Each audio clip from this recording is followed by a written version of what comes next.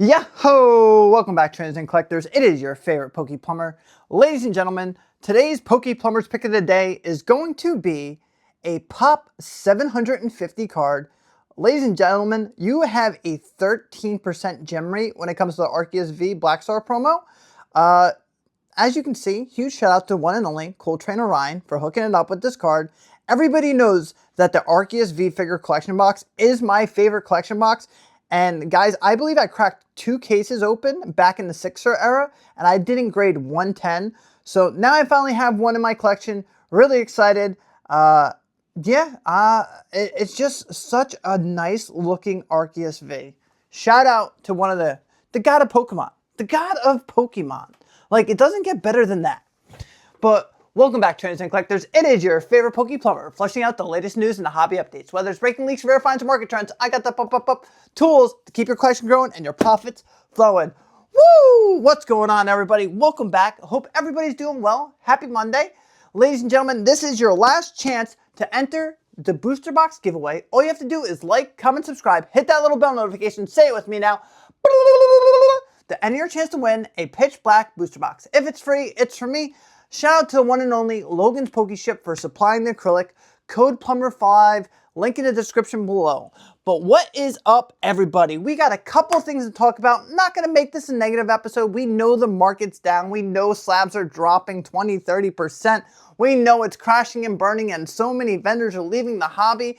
And then we have vendors leaving notes saying, I'm going to miss you all. I'm leaving the hobby because the hobby is not the same. No, dude, the hobby's not the same because you milked it as much as you can, right? Like, it's not just one person, 2 person, 3 people, but you have people leaving like notes of how they're going to miss the hobby. And then I click their profile. They've been here for a year. No, you're leaving because not everything is going straight up. You can't only buy a card at 8 grand, then you mysteriously sell it for 20 grand. So now you're not getting your way, so you're leaving the hobby. So this is a step in the right direction. And, you know, I'm seeing a lot of people selling all this stuff. We talk about it every episode. But now let me go on a new rant and a new tangent. Tangent, that's the word. So there's this Mew going around, right? It's like the RGB, and it's going to be in the Celebration's 30th anniversary. And it's supposedly a 1 in 10,000 chance you can pull this card.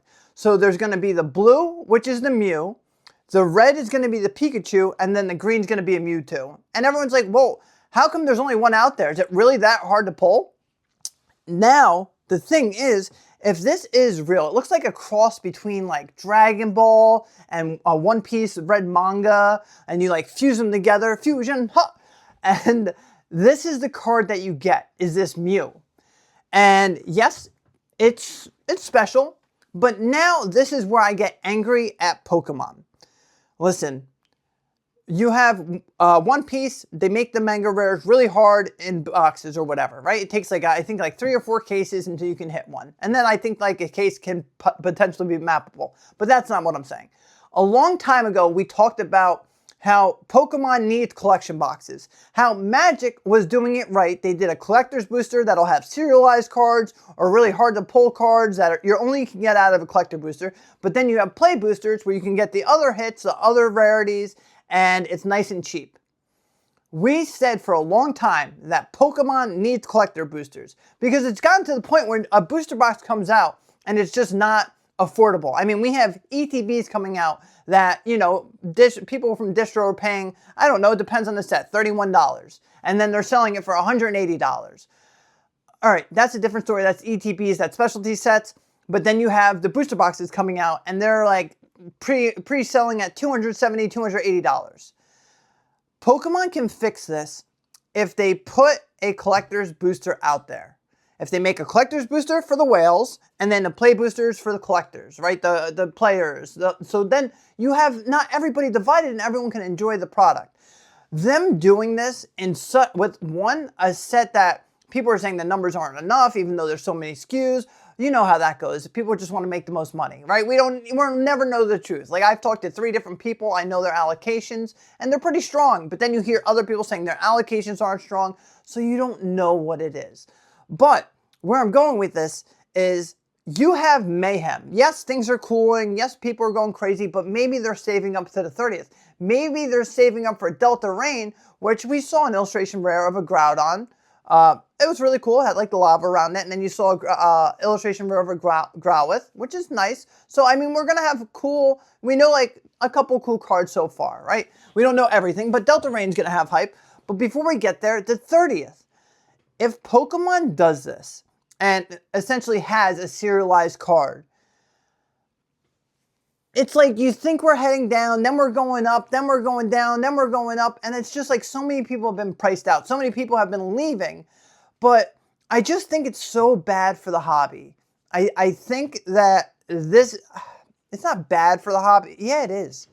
I'm torn. Like a piece of me, the collector in me is excited, but the collector in me knows what happens next. People are going to charge $500 ETB because they're going to say, you can pull this 1 out of 10,000 pack card, right? So that ETB is going to go up because it could be in there, right? Like that's how people think. When people are buying Ancient Origins box, they're going to say, oh, well, maybe the Ray's in there and it's going to hit a 10. So yeah, that's why the value is where it's at. That's how collectors, investors have always thought. But now when you have a serialized card, I'm calling it serialized cards because it's a 1 in $10,000 card. Like this card is going to come out and probably be, if it's really this hard to pull, could be like a $15,000 card, $10,000 card. I'm not saying it's like the One Ring that sold for 1.4 million, but it's exciting, but it's terrifying. And if Pokemon starts doing this with release after release, let's say we find out in Delta Rain has a special hit of a Rayquaza that's freaking, 1 in 10,000 packs. It just creates a whole new surge of chaos and, shilling and scalping. And I don't like what comes with it. I'm just so over the scalping. It's like you take 2 steps forward, but like 5 steps back, right? Things are calming down. Products available. And then it just is, I don't know. They have to figure their shit out. I always said, I remember a long time ago on the Collector Investor with Alex, we were like, imagine if Pokemon did serialized cards. Imagine if Pokemon did numbered cards. And it's kind of here, and it's when the hobby is the craziest it's ever been, an anniversary set. So just imagine what this is going to bring. So many canceled pre-orders, so much scalping, so much flipping, so much mayhem. Like, I'm just not looking forward to that. And I'm not here to just sit here and complain. It's just like, I feel like they're not handling things right. And I'm just giving Magic credit, the collector's booster boxes. Look, you can buy a play booster of, like, let's say Phyrexia, right? It's an older set, but you can buy a play booster right now for $250. But the collector booster is like $1,200 or $1,300. Do you see what I'm saying? But with Pokemon, it's going to be like ETB 500, ETB 600. Like, oh man. Yeah, it's not like exciting news. I mean, it is exciting news, but it isn't. It isn't because of what comes with it. But I don't know. I don't know. What have I been buying? Let's talk about what I've been buying this week. I mean, a lot of slabs that I have my eyes on have dropped tremendously in value. There's a lot of Sun and Moon cards that I've been buying because it's nice and cheap. I see a lot of people going with the collection boxes now, and they're getting them at good prices. So it's like the collection boxes have been doing just fine. The amount of people that have been selling to me is just ridiculous at this point. I can't even afford it anymore. Guys, I have to back off from the buying more and more. Like, it's like, all right, I'm only buying if I get it at, 80%. Then I get it 80%. All right, I'm only buying if I get 75%. Now a 75% lot comes in.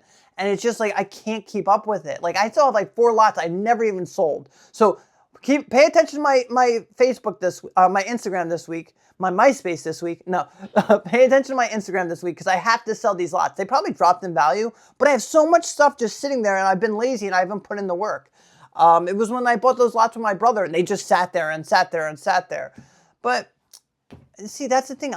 I've set myself in a position where I'm not worried if it drops, if it goes left, if it goes right, if it goes up. Like, that's ultimately the goal for everybody. You just slow and steady, buy at fair percentages, and you're going to do well over time. With all this panic, it was really cool to see, like, Rudy, shout out to Rudy, bought a bunch of Chaos Rising ETBs. And he finally feels like he's at a price point where he feels good about it and that he's going to buy it. And then he bought a bunch of them up. So it's like, yeah, that's where we're heading until the news of this happens, right? We don't even know if it's 100% real. I think it kind of is. But right now, with Destined Rivals DTBs, someone reached out to me the other day and they sold them at like a good price. And now I have more people reaching out to me and they're selling to me at a lower price. And I'm like, dude, I just bought so many of them. Do I really want to buy more and double down and then double down again? So it's just like, there's never enough money, you know? And it's like, sometimes I go through this in my head, I'll be honest. Sometimes I look at some older vintage boxes that I have and I'm like, all right, should I just sell one of those and then keep buying this product? Because in theory, all that product is going to go up faster than one vintage product, right? Do I sit here and do I sell some tins for an astronomical amount just to buy more modern? And that's something I've always battled with because I have a lot of love and passion and nostalgia for vintage, but I also enjoy the modern. So this past weekend, my daughters have been getting back into Pokemon. So what we were doing this weekend was we were trading, right? And I know what you're thinking, oh, Plumber, you took advantage of your daughters. Hell no, I taught them the ropes. And I wanted to teach my daughters based on tiers and not value, right? I don't want them to see it as value. So I explained to them that like SIRs are your top hit, then your illustration rares are a higher hit, and then it goes to your full art, and then your like EXs are standard. So like I was explaining to them the tiers, and at the end of the day, my daughter didn't care about a tier of anything. She was happy with a normal Sylveon EX, or Sylveon VMAX from Evolving Skies. And it was cool going through my daughter's binder and seeing like the Sylveon V alt art, seeing tag team cards that were worth absolutely nothing. And I was just going through both of their binders and I'm like, holy crap, the absolute amount of value in these has become insane, but they don't care about it. They just like the card. And I think that's something so pure and so beautiful that I didn't want to ruin that for them and be like, oh, don't trade this because it's worth a lot, right? Like, I'm just trying to teach them where if they bring their cards to school, they're not getting taken advantage of.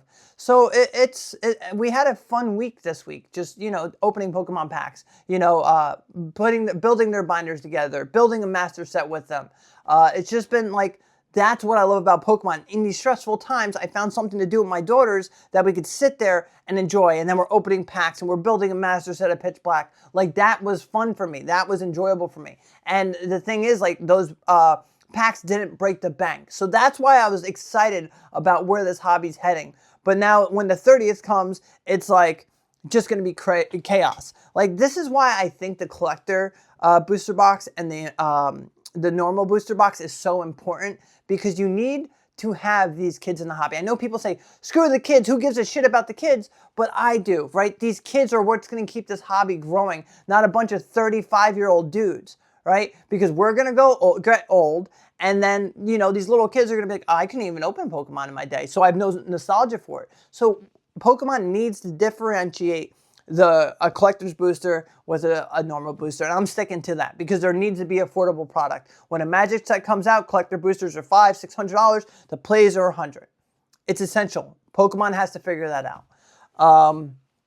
But besides that, it's just a cool Monday. Nothing crazy going on. Not huge news.